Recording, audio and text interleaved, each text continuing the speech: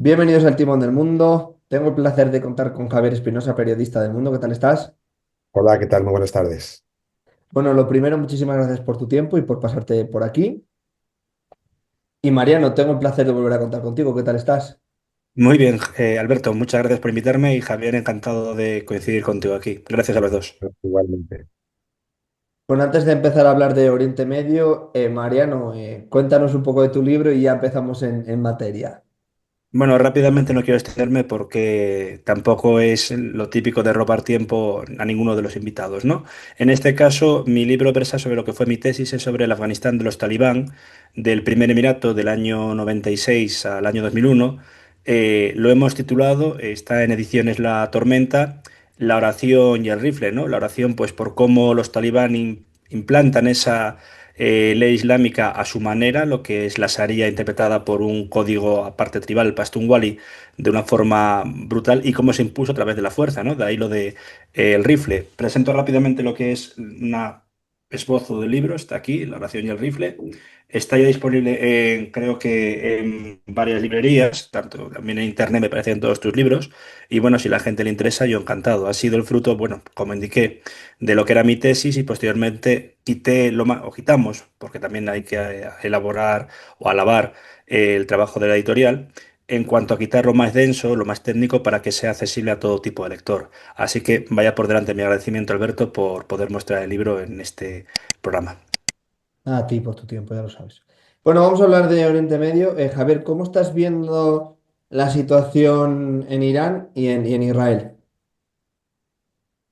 Bueno, pues digamos que, como decía hoy The Atlantic, en el The Atlantic, uno de los mayores ideólogos del neoliberalismo norteamericano, un señor que apoyó a Dick Cheney y a toda la administración Bush y que no podemos tachar de pacifista o de izquierdista o de progresista, amenaza con convertirse en una debacle geoestratégica para Estados Unidos ingente, porque es cierto que pueden haber vencido militarmente, pueden haber destruido la marina iraní, pueden haber destruido una gran parte de su ejército, de sus capacidades de misiles en parte, pero lo cierto es que son incapaces de reabrir el estrecho de Hormuz y son incapaces de cambiar el régimen, que era lo que pretendían, y por lo tanto están demostrando la debilidad de una fuerza militar que se creía invencible, ¿no? Este señor dice que, lo dice textualmente de Atlantic, que nunca se había vivido una derrota similar de Estados Unidos, ni tan siquiera en Vietnam, porque nunca afectó la derrota en Vietnam, que también fue victoria militar, pero derrota geoestratégica, no afectó a la posición de Estados Unidos en lo que es el entorno global, ¿no? Siguió siendo la primera superpotencia. Y que, sin embargo, esto puede marcar ese cambio de era que todos estamos anunciando, que todos estamos viendo venir, como lo fue la derrota de España en Cuba, como lo fue la derrota, perdón, victoria de Francia, Inglaterra e Israel en la guerra de Suez en 1956, y como lo podría ser ahora, eso, que han ganado la guerra militar, pero al final la gente se ha convencido de que no son un aliado fiable, de que no tienen una fuerza militar decisiva, y deciden cambiar de aliado y pasarse, por ejemplo, a China o a cualquier otra alianza más sectorial, ¿no? Mariano, ¿cómo lo estás viendo? Además, también estamos viendo estos días cómo Qatar pone unos puntos para un posible acuerdo, lo rechaza Estados Unidos, lo vuelve a rechazar el otro. ¿Cómo estás viendo también la situación? Bueno, es un poco, a raíz de lo que comenta Javier, que coincido con él, es un tejemaneje de cómo quizá podíamos mostrar, ha citado The Atlantic, incluso en el caso de Israel también aparece Haaretz, ¿no? Una de las publicaciones, más bien, digamos, en la ideología de izquierdas, ¿no? Para Israel, con lo que conlleva también, etcétera, diciendo que ha sido una derrota, pues, estratégica tanto para Estados Unidos como para Israel, ¿no? Se ha eliminado desde luego el liderazgo religioso y militar, también cívico, en Irán. Se ha eliminado al ayatolá Ali Khamenei, aunque estaba muy gravemente enfermo, por lo que pude leer de un cáncer de próstata terminal, con lo cual su eliminación fue adelantar quizá lo inevitable, ¿no? Y perdón por la expresión. Luego también se eliminó a lo que eran los líderes de la Guardia Revolucionaria, como era Mohammad Pakpur, a un antiguo negociador como era Ali Larijani, es decir, se ha descabezado el régimen. Pero ahora, como comentamos en el programa, me temo que lo que quedan son los mandos intermedios, que son los más fundamentalizados. Estamos hablando de una persona buscada por Interpol, como es Ahmed Bahidi, que está detrás, supuestamente o presumiblemente, del atentado de la AMIA en 1994. Y, perdón, Estados Unidos tampoco se ve con capacidad decisiva de negociar, ¿no? Como también Israel, sí, superioridad aérea, han destrozado parte del país, sigue habiendo ofensivas como la que está ocurriendo en Gaza, el Líbano, un efecto derrame, ¿no? Por así decirlo. Pero Irán ha salido fortalecido porque sus ataques sobre Emiratos Árabes Unidos también han amenazado a Qatar el cierre del espacio aéreo durante varios días, por no decir semanas, de estos países temporalmente, pues por riesgo de ataque con drones. Pues desde luego ha dejado una posición muy precaria tanto la diplomacia de Estados Unidos como quizá su músculo, ¿no? Coincido también en lo que dijo Javier, que en Vietnam se ganó militarmente, como dijo Westmoreland, pero luego se perdió la guerra de los despachos, más, digamos, el efecto propaganda. Estamos viendo hace cada poco cómo Irán tira de la IA para hacer pues propaganda, quizás pueda parecer un poco burda, pero eso cala a la gente. Y no solo eso, el día empieza la ofensiva el 28 de febrero, si no me falla la memoria, y ataque, y el 27, pues están hablando, 27-26 están hablando de negociaciones en Suiza. Claro, obviamente, como se indicó con anterioridad, eso da que pensar y no ven a Estados Unidos, menos aún a Israel, como socios viables. Empieza a hablar de reabrir canales diplomáticos pues con otras potencias, ¿no? Qatar intenta mediar, pero Qatar, recordemos que sigue estando en el punto de mira pues por ese embargo que sufrió del año 2017 hasta el 2021 que se llamó diplomacia de vacunas, debido a que estaba comprando muchísimo gas licuado, si no me falla la memoria, a Irán y se estableció el embargo por parte de eh, Egipto, Arabia Saudí y el propio Estados Unidos tras un mega negocio con el rey de Arabia Saudí de venta de armas para el embargo bloqueo de Qatar que dejó su economía muy maltrecha. Entonces, todo esto es un polvorín, una vez más, en una zona altamente peligrosa como es Oriente Medio. Javier. Bueno, sí, poco más que añadir. Quiero decir, el problema básico que yo veo es que Estados Unidos se considera un referente en Oriente Próximo, aliado de una serie de países locales, y esos mismos países que se habían aliado con Estados Unidos han visto que no es un aliado de fiar. Pero ya los países más, digamos, pro-israelíes como Emiratos Árabes Unidos o como la propia Arabia Saudí o como Kuwait, que Arabia Saudí recientemente, hace unos días, interrumpió la operación esta de naval que pretendía lanzar Trump para abrir el estrecho de Hormuz, porque no se le informó y porque no estaba aceptando defender el territorio saudí si respondía a Irán como realmente hizo. Con lo cual, cuando tú eliminas a todos los aliados que tienes por el entorno y encima no demuestras que tienes la capacidad militar suficiente como para imponer lo que sea, aunque sea una sin razón, pero no tienes esa capacidad para imponerlo, tus aliados van a buscar alternativas. Y eso es lo que está pasando. Ahora mismo todos los países de la región están buscando realinearse en otro tipo de alianzas. O sea, hay una creciente, por ejemplo, alianza de lo que se está llamando ya la OTAN Suní, que está conformada por Turquía, por Egipto y por Arabia Saudí y Pakistán, que por supuesto ya se ve como un rival para Israel, y que ese para mí es el futuro de la región, ¿no? Esos cuatro países, porque tienen el músculo militar, tienen las armas atómicas de Pakistán y tienen el dinero de Arabia Saudí, ¿no? Y eso no existía hasta ahora y sin embargo se han dado cuenta que ellos no pueden confiar en Estados Unidos, por supuesto no pueden confiar en Israel, porque Israel ha sido el promotor de toda esta ofensiva y han decidido que ellos mismos tienen que crear sus alianzas, ¿no? Todo eso va a llevar a un cambio absoluto de la geoestrategia en Oriente Próximo. Y además hay un elemento que yo, que acabo de llegar del Líbano, lo estoy viendo porque ya había trabajado también en Ucrania, que es el cambio de estrategia militar, que todavía no hemos visto en Europa o no lo hemos entendido, y que tampoco lo están entendiendo ni los propios israelíes, que tienen una de las fuerzas militares más potentes del orbe, ¿no? Que son la introducción de los drones.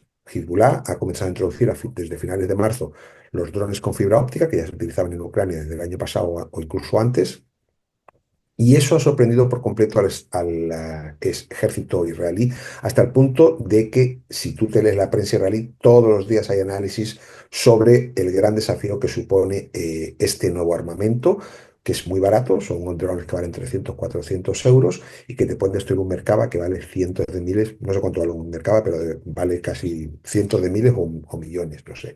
Entonces, todos los días hay soldados israelíes heridos o muertos. Ayer murió otro también, yo creo que llevan 4 o 5 en los últimos 10 días, que es cuando han empezado a atacar rápidamente Hezbollah con esos drones. Ayer o antes de ayer llegaron a impactar contra las baterías del Domo de Hierro, que es la gran cúpula antimisiles de Israel. Y sobre todo, si tú has trabajado en Ucrania y te ves los vídeos de Hezbollah, te das cuenta que no es una cuestión de que Israel carezca de la tecnología para frenarlos, que a lo mejor la dispone porque de hecho Israel fue uno de los primeros países que comenzó a trabajar con drones. Por eso a mí me sorprende mucho toda esta crisis que están afrontando, pero ves que la estrategia militar israelí no tiene el concepto de la guerra de drones. Entonces tú ves a los tanques alineados, uno tras uno al lado de otro, sin ningún tipo de protección. Ves a los soldados caminando. Ayer, por ejemplo, cuando atacaron la batería de misiles, estaban como 6 o 7 soldados juntos. Eso en Ucrania no se ve ya. En Ucrania no hay patrullas de 6 o 7 soldados, salvo que vayan con escopetas de caza. No hay tanques, no se ven. Evidentemente hay tanques, pero no se ven. Están escondidos, ocultos, camuflados, aparecen con redes, con rejas. Todo eso no se ve en el ejército israelí. O sea que no es una cuestión de falta de tecnología, es que le falta la mentalidad. Tienen que cambiar todo el chip. Y eso conlleva muchos meses. Eso no se hace de un día para otro, porque eso es toda una estrategia militar. Mariano. Pues completamente de acuerdo con lo que dijo Javier. Le agradezco también que haya comentado lo de los drones. Pensé que eran mucho más caros, pero me quedo más impresionado aún porque, y perdón por la expresión, matar sale baratos. 300, $400 por dron, que puede hacer un daño brutal. Y a mí me recuerda un poco, uno que ya peina canas en la barba, no la cabeza, pero por decirlo de el efecto Dudayev, ¿no? De cómo se utilizó la triangulación de un misil o un dron, no recuerdo bien, cuando se ejecutó al primer asesino, al primer presidente independentista de Chechenia, ¿no? Yahar Dudayev, el año 96, se cumplen ahora 30 años. Y ahora, efectivamente, todos esos países que han apostado por la tecnología de drones, etcétera, para atacar, ahora no se ven, pues justamente capaces de frenar. Hemos visto hace poco, creo que fue en Chelyabinsk o no sé qué, o no recuerdo bien qué región de Rusia, y Kharkov, donde se estaban estrellando drones suicidas estilo Shahed, pero en este caso procedentes de Ucrania, ya con el tema de la IA que comentaba Javier. Bueno, están destacando ahora justamente Irán por producir los Shahed o mártires, como es no, la traducción, también pues procedentes con tecnología turca, los Bayraktar, que se han adaptado en mayor o menor medida, y los Reaper por parte de Ucrania, y que realmente son, pues estos países se han vuelto pioneros de lo que podríamos decir guerra simétrica, guerra híbrida y también de bajo coste, ¿no? Una especie de guerra de baja intensidad, pero creo que daña realmente. Con respecto a esa OTAN suní, efectivamente, una OTAN que, si no me falla la memoria, se creó ya en 2015 con el liderazgo de Pakistán, aunque detrás estaban Arabia Saudí y Emiratos Árabes Unidos, a raíz de lo que era la guerra que hoy sigue en Yemen, ¿no? La toma de, perdón, de Sanaa por parte de los rebeldes huthíes o Ansar Allah, y posteriormente, pues ya hay un RIF que es el año pasado, con ese separación de facto de nuevo del norte de Yemen en los hutíes, el sur, que es el movimiento Hirak, heredero de la República Democrática Popular de Yemen, que opta por la secesión de nuevo, y un, bueno, rifirrafe a fines de año entre Arabia Saudí y Emiratos que se retiraron estos últimos, ¿no? Ahora mismo se acusa por parte de muchas monarquías petroleras del Golfo de que Emiratos Árabes Unidos se ha convertido en el agente OPA hostil, de que cuando quiere un país pues balcanizarlo van a por ellos en versión militar y modo duro.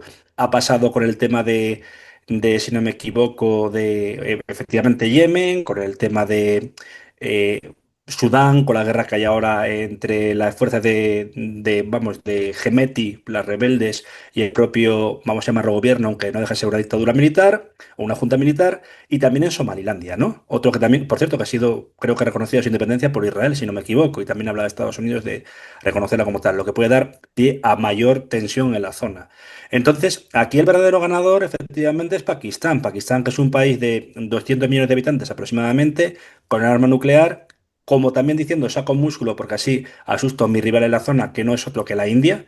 de la partición, enemigos en 4 o 5 guerras, y con un liderazgo que ya no es el de Shehbaz Sharif, el primer ministro, tampoco de Ali Sardari, el presidente, es del jefe de Estado Mayor, Asim Munir, que tiene un Estado dentro del Estado y que se ha mostrado como posible candidato a primer ministro dentro de un conglomerado cívico-militar en el cual lo que son las Fuerzas Armadas pakistaníes controlan aproximadamente un 11% de la economía del país. Ahora mismo, con un antiguo rival como era Irán, porque reconozcamos que en la zona está el poderío chiita de esa media luna creciente de Irán, que intentó establecerse con sus proxies como Hezbollah en el Líbano o con Hamas, aunque Hamas sea sunita, y tenemos el factor de lo que es Pakistán creciendo poco a poco. Y creo que en este, vamos a llamarlo, nuevo gran juego que va desde Asia Central hasta la zona de todo Oriente Medio, Oriente Próximo, como se le quiera denominar, es, digamos, la carta novedosa y el as en la manga que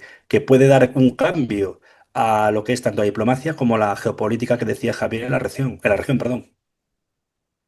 Javier ha dicho, no sé si quieres añadir algo más a lo que ha dicho Mariano. No, no.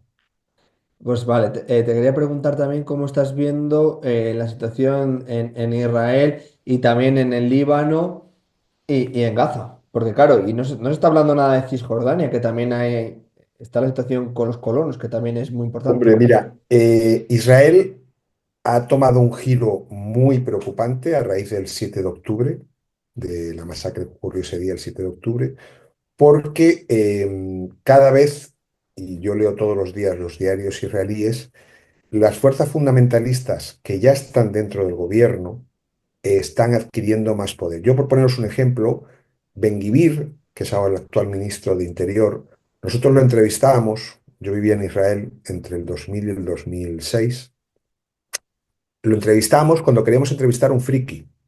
O sea, buscábamos un friki fundamentalista para que nos diese las ideas frikis, porque era un sector de la sociedad, pero era eso, era un friki, no era una persona que ibas a buscar expresamente porque no salían en los medios, lo conocíamos muy pocos, era una cosa muy rara, ¿no? Ahora forma parte del poder, tiene el poder de controlar el Ministerio de Interior y ha creado su propia policía, que cada vez es más una fuerza paramilitar, leal a él, no leal al Estado de Israel y con su ideología, que es una ideología totalmente fundamentalista, propia de los talibanes o de cualquier otro grupo fundamentalista.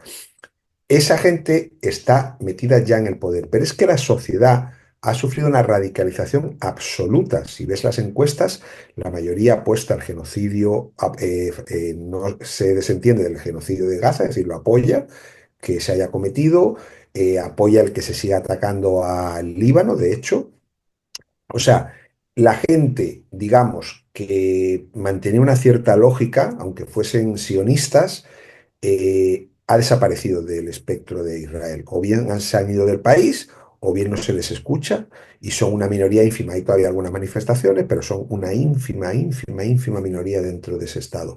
Cada vez hay más religiosos dentro del ejército. Ayer salió un ejército, un artículo interesantísimo en Haaretz, donde se explicaban los grupos fundamentalistas que ya abogan porque el ejército se someta a la ley de la Torá. Nada de la democracia, todos esos conceptos son ajenos a estos fundamentalistas.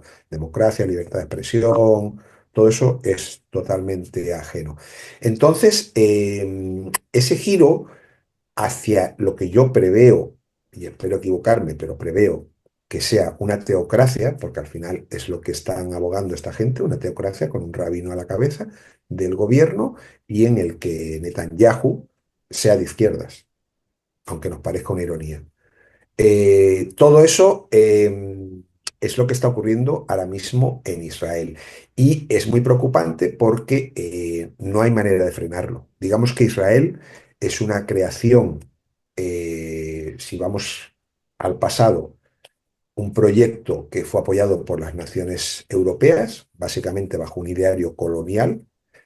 No lo digo yo, lo decían ellos, los sionistas cuando se anuncian en el siglo pasado, se anunciaban en el New York Times, lo podéis buscar en Google, los que queráis, decían vamos a colonizar Palestina en este gran esfuerzo colonialista. Siempre utilizaban la palabra colonialismo porque en aquel entonces, estamos hablando del principio del siglo XX, se veía bien, la palabra colonialista se identificaba con cómo vamos a civilizar a los indígenas y todo ese tipo de cosas, ¿no? Entonces ellos lo utilizaban y se anunciaban así.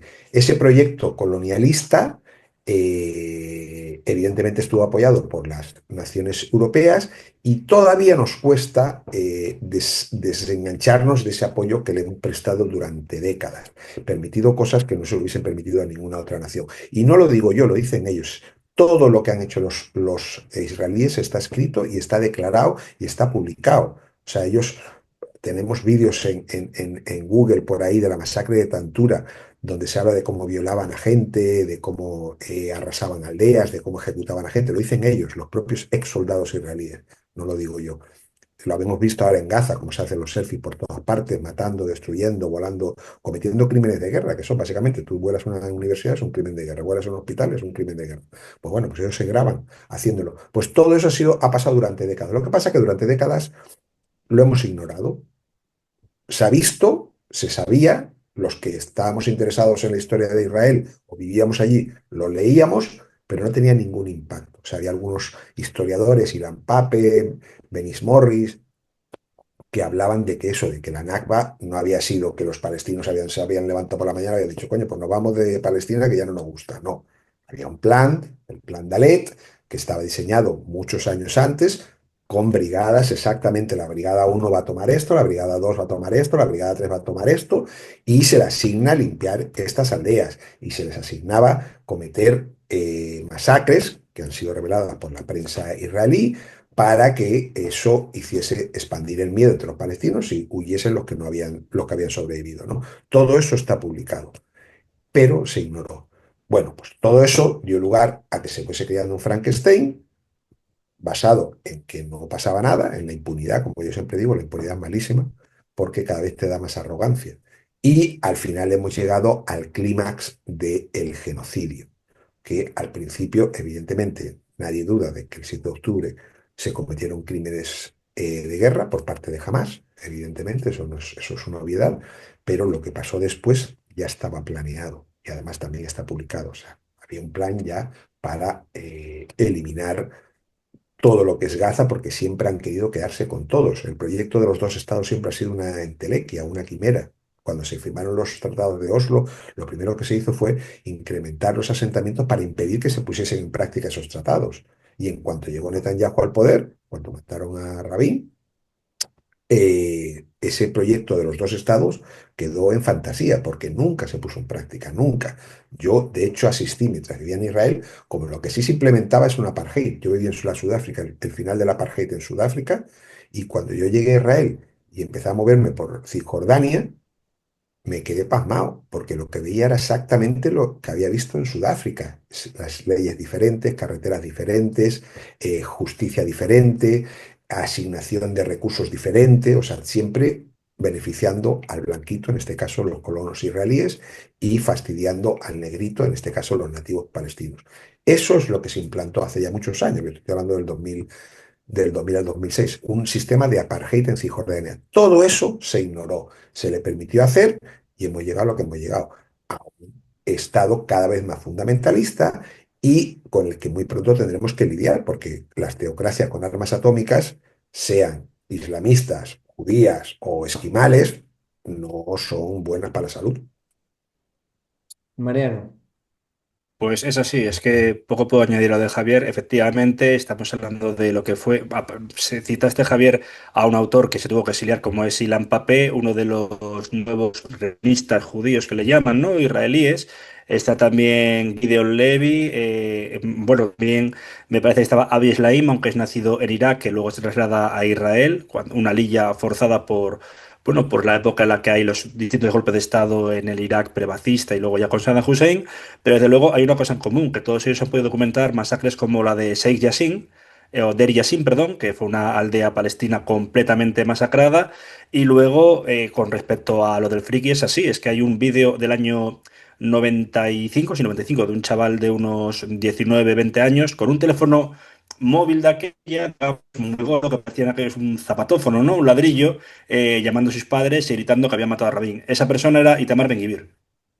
una persona que procede de un partido prohibido por la propia judicatura israelí, como es el Catch del rabino Meir Kahane, que fue asesinado en Brooklyn anteriormente. Gente que tiene adoración por Baruch Goldstein, que en una mezquita entró en el año 94 también, creo que era el año antes del asesinato de Rabin, por cierto, un estadounidense judío que se radicaliza en Israel, entra con un fusil y mata a 38 personas que estaban rezando en el templo, ¿no?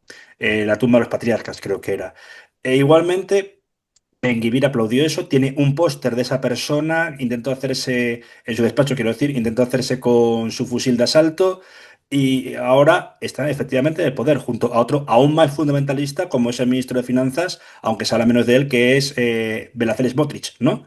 Es decir, ahora se optó de gobiernos de coalición que solían ser siempre, sí, había alguna vez gobiernos religiosos, pero se podría ser el Shas, que es un partido ortodoxo, pero que vigila los intereses de los sefardíes, pero en este caso son ultrafundamentalistas. Tanto que ha asustado a gente que, bueno, que no quiere saber nada con los palestinos, pero que temen efectivamente que el Estado se convierta en una teocracia. Estamos hablando del bloque de a Víctor Lieberman, Yisrael Beitenu, también de Neftali Bennett, que fue temporalmente primer ministro junto a Yair Lapid cuando se consiguió echar, imaginaos, creo que os acordaréis, en 2021, una moción de censura contra Netanyahu que todos los partidos de la oposición y un diputado tráfuga que luego volvió a, una diputada, volvió a hacer caer el gobierno, por algo que creo que tenía que ver justamente con los intereses ortodoxos, votaron para dar la patada a Netanyahu. Y efectivamente, ahora pues Netanyahu frente a esta gente parece un socialdemócrata. O sea, ¿hasta qué punto puede llegar la fundamentalización del Estado? Tariq Ali decía en su libro El choque de fundamentalismo, de los fundamentalismos, perdón, que cómo se podía traer la democracia a Pakistán, quiten el término República Islámica de dicho país. ¿Cómo se puede traer la paz a Israel? Quiten la noción de Estado judío porque se va a fundamentalizar, ¿no? Y esto, este Frankenstein, como bien indicaba Javier, ya ha pasado por varias etapas, que fueron el año 48, el año 67 con la Guerra de los 6 días, el 73, posteriormente, pues lo que fue la primera intifada en el 87, que por cierto hubo gente que impulsó operaciones de contrainsurgencia, como no era no solo el primer ministro del Likud, ¿no? Que era Yitzhak Samir, pero también un gobierno de coalición con una persona que fue premio Nobel de la Paz, luego como fue Isaac Rabin, y un largo etcétera a partir de llegar a Netanyahu, que los últimos 30 años ha sido un ida y vuelta de la política de dicho país. Ahora bien, los propios ciudadanos, como ha indicado Javier, de nuevo me refiero a él, muy correctamente están fundamentalizándose o escorándose hacia unos límites que rozan el paroxismo, ¿no? De decir, hay un chico que hace, bueno, ya sé que no es una fuente, vamos a decir, fiable, pero que es un chico palestino viviendo, creo que es en Nueva York, hace reels en Instagram intentando hablar con israelíes, y los israelíes dicen que si pisa en algún momento Cisjordania le pegan un tiro. Chavales desde 15 años hasta personas de 50. Hay alguno que intenta, pues, hablar con él y demás, pero unos insultos que a mí me asustan por el nivel de fundamentalismo. Que efectivamente eso solo se veía en el odio de la Sudáfrica del apartheid y quizá lo he visto en el Afganistán de los talibán. De odiar al otro es una xenofobia escorada, muy escorada hacia la derecha. Porque incluso está habiendo problemas en el propio Israel, porque la mayoría de la población es, o la primera, digamos, etnia, por así decirlo, son los askenazíes, judíos procedentes de Europa, y ven a todos los sefardíes pues como mal. Y yo no digo nada ya de los judíos de origen africano, como pueden ser los falasa o beta Israel, a los que directamente llaman basura. Eso es lo que peligra. Y un propio primer ministro, posteriormente presidente, que no era origen sefardí, digamos que cambió el nombre porque su apellido original era Persky y luego fue Pérez, Simón Pérez, decía que había un problema porque estaba levantinizando mucho el país.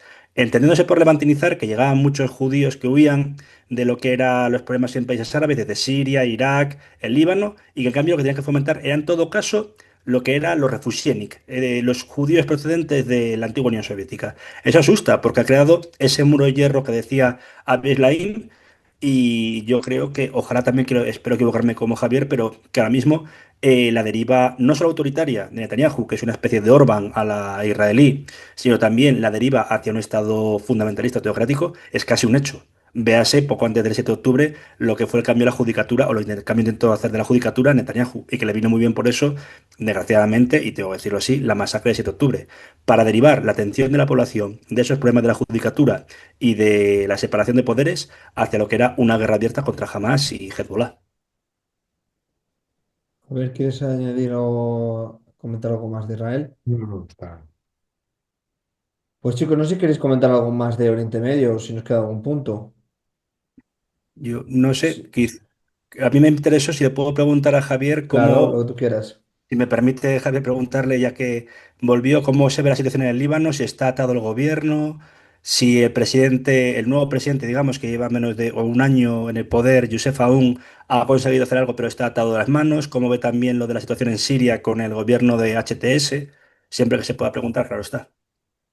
En el Líbano, digamos que la mayor preocupación es que Israel está aplicando las mismas tácticas de Gaza, o sea, tierra arrasada, no queda nadie y matamos a todos, matamos a periodistas, a paramédicos, a civiles, a todo, da igual, ellos disparan y siguen para adelante. Y aparte, es obvio que están intentando fomentar una guerra civil, lo cual es muy peligroso en el Líbano. El Líbano es un estado fallido desde hace mucho, mucho tiempo, desde el principio casi, y con unas diferencias sectarias enormes. Y Israel no cesa de apoyar a un sector de la población que ya estuvo aliados con ellos en la guerra civil, ¿no? Los sectores cristianos más fundamentalistas para enfrentarlos a Hezbollah con, con la hipótesis de que el Estado tiene que controlar a Hezbollah, lo cual es una cosa muy lógica siempre y cuando se dotase al Estado de un ejército capaz de controlar a esa guerrilla, ¿no? Porque tú lo que no puedes pedirle a un señor es disuélvame esa manifestación sin nada, o sea, con las manos, que es lo que pasa con el ejército libanés. El ejército libanés, yo publiqué hace un par de días un reportaje sobre ellos, está sometido a un embargo de facto por todos los países europeos. Una vez más, volvemos al apoyo colonial a Israel, sin que se le pueda dotar de armamento sofisticado que ponga en peligro a Israel. Le podemos dar Humvees, le podemos dar camiones para que lleven comida, le podemos dar uniforme. A mí me decía un asesor, un libanés, dice, nos da un montón de calzoncillos y de calcetines. Y digo, pues eso seguro que con eso paramos a Hezbollah, pero vamos, sin ninguna duda. Y tienen además la orden de que cuando entre Israel, que a mí siempre me chocaba muchísimo, siempre se van para el otro lado. Entonces tú vas hacia el sur del Líbano y los únicos que se enfrentan a Israel son Hezbollah. Y el ejército libanés lo ves que va siempre para atrás. Entonces, claro, eso da una idea a la población libanesa muy contraria a lo que es el ejército y a lo que es el Estado. Dice, ¿quién nos defiende a nosotros? Cuando vamos a lo básico, ¿no? ¿Quién me va a proteger a mi familia? Hezbollah. ¿Cómo se van a desenganchar de Hezbollah? Imposible, porque si ellos ven que Israel hace lo que le da la gana, ya está en la quinta invasión, creo, la sexta, ya no me acuerdo grandes, ¿eh? Porque invadieron desde el 48, empezaron a invadir. Si no hay nadie que les frene, evidentemente el único referente armado que puede poner freno a Israel es Hezbollah, con lo cual seguirán siempre enganchados a Hezbollah, al margen de que Hezbollah no solamente es un grupo armado, sino que tiene una estructura social enorme e ingente que también es producto de la ausencia del Estado, porque los hospitales que tiene Hezbollah no tendrían por qué estar si hubiese realmente hospitales del Estado que funcionasen, las escuelas lo mismo, etcétera, etcétera, etcétera, ¿no? Pero como no funciona el Estado, pues Hezbollah ha ocupado ese puesto. Entonces, el presidente tiene las manos totalmente atadas. Se le está presionando muchísimo para que se reúna con Netanyahu, lo cual sería una locura, porque eso agrietaría todavía más la división social.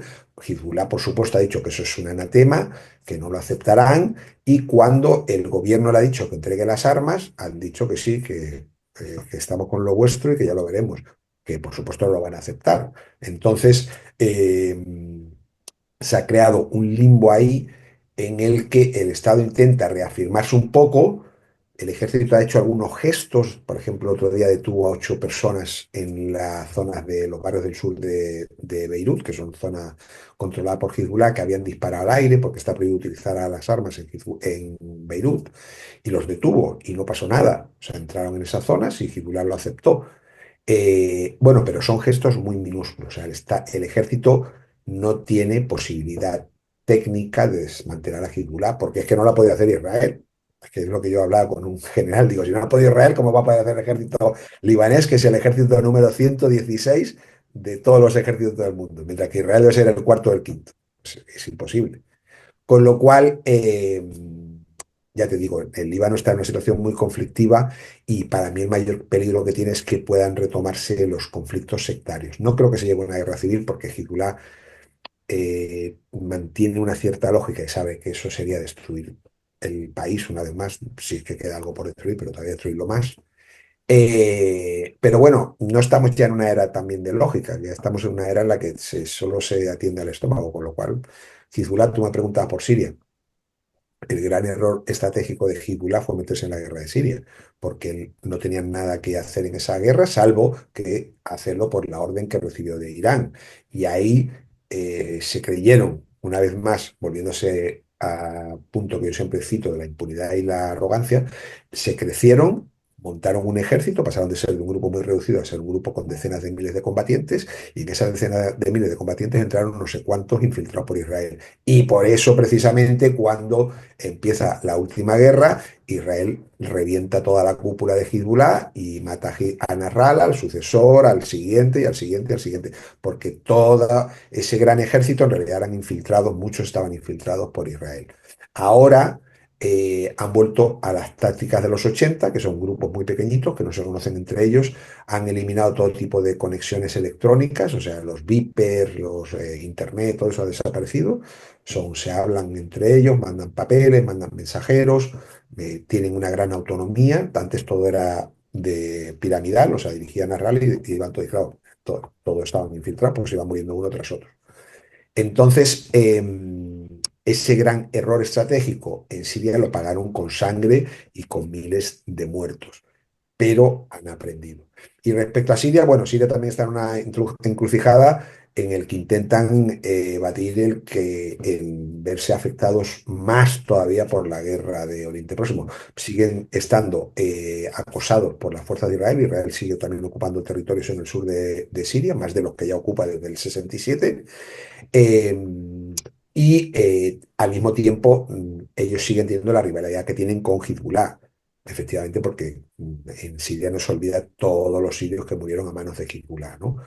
Entonces, pero ellos intentan mantenerse en medio, que no se les intente implicar en una guerra porque ya han sufrido muchísimo. El país está totalmente devastado, yo he estado varias veces después de la caída del régimen. Es absolutamente devastado. Ahora mismo, junto con Yemen, es el país que más pobre tiene de todo Oriente Próximo. Es ya el 80% por ahí de la población. Vive en la pobreza y hay barrios o incluso ciudades que no existen. O sea, tú sales un poquito del centro de Damasco y hay extensiones como Gaza, extensiones de escombros hasta el infinito, porque lo arrasaron de manera sistemática los del régimen, ¿no? Entonces, para que ese estado se recupere con los pocos ingresos que tienen, yo calculo más decenas de años, pero decenas, si no un siglo, o sea, porque no, entonces no se puede meter en otra guerra, que no tienen capacidad. Y eso han tenido la suerte de que el señor este, aunque venga de Al-Qaeda, aunque sea un fundamentalista, aunque sea un radical, parece que es un personaje lógico. Entonces él ha comprendido que la única manera de no ser presidente de nada es intentando no meterse en más follones, intentando compaginar todo, congeniar con los cristianos, con los shias incluso, cuando se le subleva, porque el mayor peligro que tiene, aparte de Israel, son los fundamentalistas que tienen más fundamentalistas que él, porque aquí ya estamos en una era en la que, como digo, Netanyahu es de izquierda. Entonces, eh, él tiene gente que son totalmente de Al-Qaeda. Hace poquísimo tuvo que intervenir en Idlib contra los uzbekos, que son unos grupos, unas facciones de uzbekos que estuvieron siempre vinculados a Al-Qaeda, en algún momento estuvieron vinculados incluso al Estado Islámico, y que esa gente sigue manteniendo su estructura allí dentro del Estado, ¿no? Son mini estados dentro del Estado. Entonces, cada vez que se sublevan, él tiene que mandar ahí a sus grupos armados para poner orden y él intervenir para que no se monte un jaleo, ¿no? Pero, vamos, el desafío monumental, o sea, la lógica dice que debería volver a la guerra civil. La lógica. Y después hay otra lógica en Oriente Próximo que es la libanesa, que yo desde que llegué a vivir al Líbano, yo me fui a vivir al Líbano en el 2006, hasta que me fui en el 2014, siempre dije, este país mañana va a la guerra civil. Y me llegó un señor muy sabio que se llama Walid Yumblat, que es el líder druso, y me dijo, no, porque nosotros ya hemos hecho ese experimento de la guerra civil y no funciona. Y entonces, gracias a que ya experimentaron la guerra civil y se cargaron el país, ahora se han retraído de volver a caer en la guerra civil. Y esa lógica a lo mejor se aplica a Siria y no vuelven a caer en un conflicto fratricida, ¿no? Sí, sí, estoy completamente de acuerdo y si me permite añadir, Alberto, pues tengo Sí, recuerdo sí. de lo que era, por ejemplo, hace poco he visto un vídeo en el que el antiguo jefe de la fuerza de ocupación, realmente, en Irak, como era David Petraeus, que luego pasó a Afganistán, estaba hablando con ahora Ahmed al-Sharaa, actual presidente interino de Siria, que dijo, yo le conocí como Abu Mohammed al-Yulani. Y fíjese, hemos combatido en Irak, al final en Siria, usted ha acabado de presidente, ¿no? Con lo cual, quizá, o no, sino quizá es como tú bien indicas, Javier, que debe ser fundamentalista, pero pragmático. Sabe que el país está en ruina. No me esperaba que estuviese tan mal como Yemen, ¿eh? Me ha impresionado lo que me has dicho, de que está tan destrozado, aunque tengo recuerdo de Homs, cuando bombardearon todo, que lo convirtieron, lo llamaban la Guernica de Oriente Medio. De aquella época fue cuando murió, dicho, o fue asesinada, hablemos con propiedad, en ese bombardeo, Marie Colvin, y sus últimos, digamos, teles que mandó era de la absoluta destrucción, y efectivamente sigue habiendo feudos de los uzbecos del movimiento islámico de Uzbekistán, proceden de ahí. También había, creo que, chechenos fundamentalistas que se quedaron en el país, no han obtenido la nacionalidad siria, pero bueno, tienen esa especie de reductos, como pasó en Afganistán cuando la retirada soviética del 89. Y podríamos añadir, por ende, que bueno, que también tiene problemas con los kurdos, que están ese toma y daca, la autonomía de Rojava, lo que ocurrió.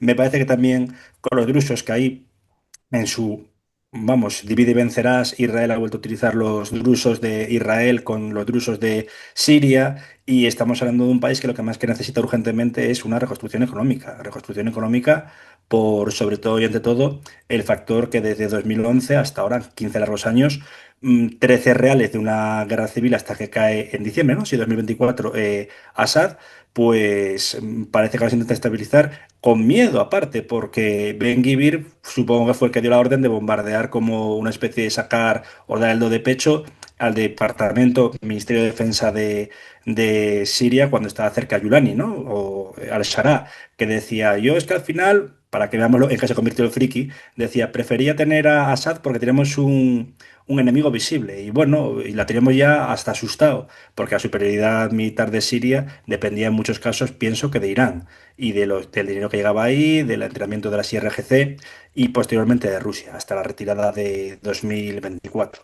Ahora bien, el Líbano, efectivamente, Walid Yumblat, el hijo de Gamal Yumblat, el líder de los drusos, ese hombre que se parece un poco a Yoda, como decía un amigo mío, pues sí, es una persona que encima es un auténtico superviviente, porque en el 2005, cuando se asesina a Rafik Hariri, estaba en el punto de mira, sobrevivió de milagro y a muchas, digamos, intentos de asesinatos pues, de rivales políticos, hasta de Assad padre, Assad hijo y de los propios fundamentalistas. Entonces, quiero pensar en positivo y lo que puede haber ahora sí son conflictos armados tanto en Líbano como en Siria, pero ojalá, ojalá que no se llegue a un estatus de guerra civil como ocurrió en Siria de 2011 a 2014 y casi el mismo estadio de tiempo, unos 14 15 años, en el Líbano del 75 hasta el 90, ¿no?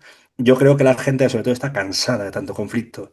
Ahora bien, y con eso dejo una pregunta en el aire, lo que hablan de que quizá Israel se retire en cuanto a paz por territorios, para mí, poner eso encima de la mesa, y lo digo como observador externo, y como historiador que soy, analizando un poco el pasado, sería un error, porque Israel siempre dice lo de un poco de esto, paz por territorios, pero luego quieren más y más y más. Por eso es muy correcto que se diga el proyecto colonizador, porque Theodor Herzl y posteriormente el padre del Likud moderno, Vladimir Zev Jabotinsky, hablaba de, bueno, que sí, desde luego lo que eran los palestinos tenían una patria, o Siria o Jordania, lo cual, a mi entender, da auténtico pánico por el proyecto colonial o de expansionismo que sale de Tel Aviv y Jerusalén, ¿no?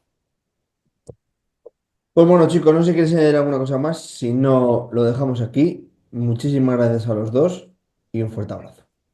Venga, Gracias. muchas gracias.